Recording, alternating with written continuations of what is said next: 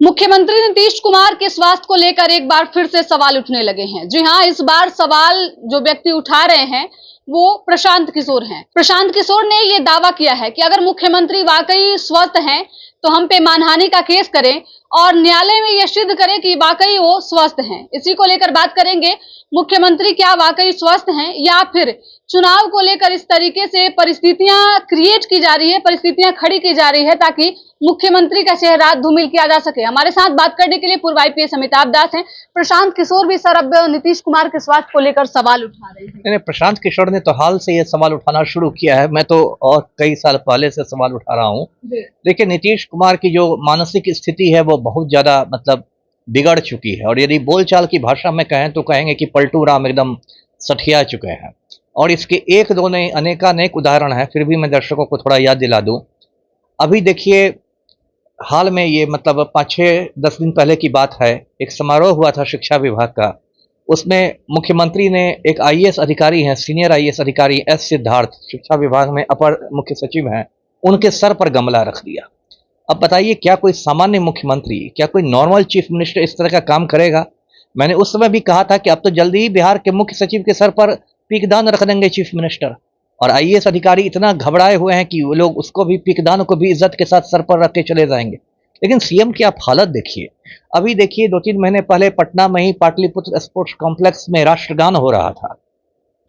राष्ट्रगान के समय अचानक पलटू राम बंदरों की तरह उछल कूद करने लगे, जबकि जो एक छोटा बच्चा रहता है स्कूल का, उसको भी समझ रहती है कि राष्ट्रगान के समय चुपचाप खड़े रहना है उसके सम्मान में। तो आप क्यों उछल कूद कर रहे हैं? आप प्रधान सचिव से बात करने लगे।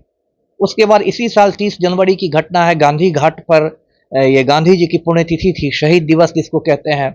उसमें बिगुल बजाया गया। बिगुल के बाद 2 मिनट के लिए शहीदों के सम्मान में मौन रखना पड़ता है। तो पलटू राम ताली पीटने लगे। उनको विधानसभा अध्यक्ष ने हाथ पकड़ के रोका। ये वीडियो पूरे बिहार में वायरल हुआ। तो कभी क्या होता है कि किसी किसी का पैर पकड़ने लगते हैं। गंगा पथ जो है, जिसको बहुत लोग मरीन ड्राइव करते हैं, उसके उद्घाटन में अचानक पलटू राम ने कहा कि मैं तो आपके पैर पकड़ूंगा। एक ठेकेदार को के पीछे दौड़ने लगे। अब सीनियर आईएएस अधिकारी उनका रास्ता रोक रहे हैं कि रुक जाइए सर, रुक जाइए सर। अजीबो गरीब स्थिति पैदा हो जाती है। तो एक अलग पलटू राम में हो गया है कि महिलाओं पर झपट्टा मारने लगते हैं, किसी महिला पर हाथ डाल लेंगे, किसी महिला का कंधा पकड़ लेंगे, किसी महिला का शरीर पकड़ लेंगे। बोधगया में एक राजकीय समारोह था, महिला उद्घोषिका थी, उसने कहा कि हम मुख्यमंत्री का अभिनंदन करते हैं। तो पलटू राम उससे चिपक गए, बोले कि हम आपका अभिनंदन करते हैं। तो लोकसभा चुनाव के समय कह रहे थे कि हम लोग 4000 सीटें जीतेंगे लोकसभा में। बताइए 4000 सीटें कहां से आ गई? तो प्रगति यात्रा में बेगूसराय गए, जीविका दीदियों के बीच कहते हैं कि 2005 के पहले बिहार की लड़कियां कपड़ा पहनती थी जी।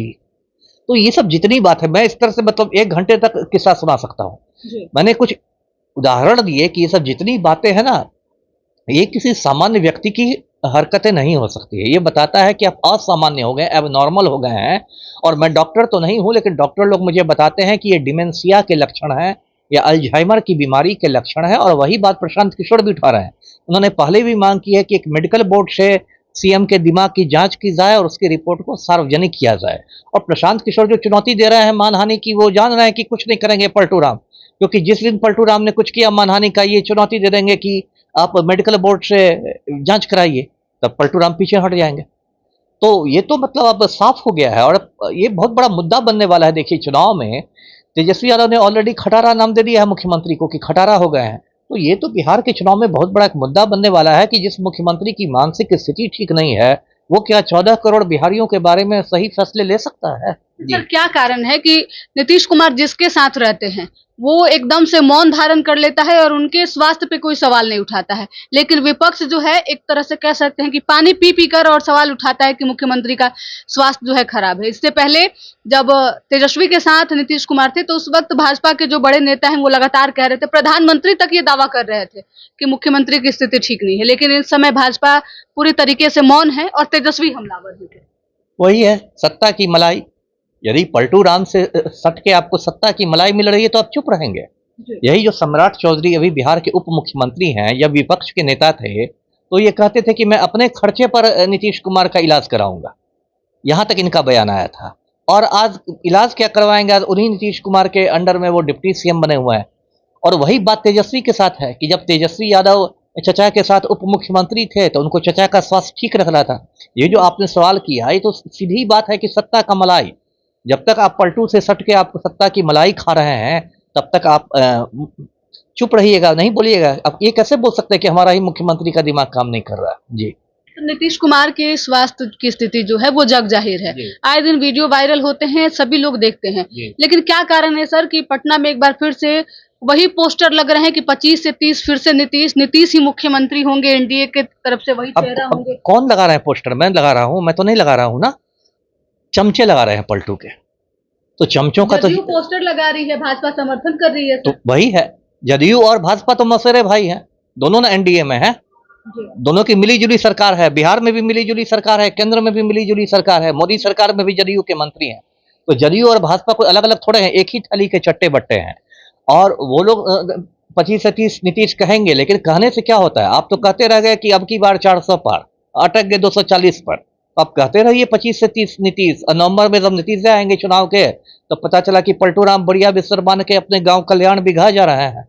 जी तो नीतीश कुमार के चेहरे पे अगर चुनाव भाजपा लड़ रही है, कितना इसका नुकसान सर हो सकता है? नुकसान ही नुकसान है, नुकसान ही नुकसान है। भाजपा के साथ दिक्कत ये है कि भाजपा का अपना कोई चेहरा नहीं है, मुख्यमंत्री का कोई सीएम का फेस नहीं है। ना सम्राट चौधरी की हैसियत है सीएम का चेहरा बनने की, ना विजय सिन्हा की, ना दिलीप जायसवाल की। नेता कई हैं लेकिन कोई मुख्यमंत्री का सर्वमान्य चेहरा नहीं है।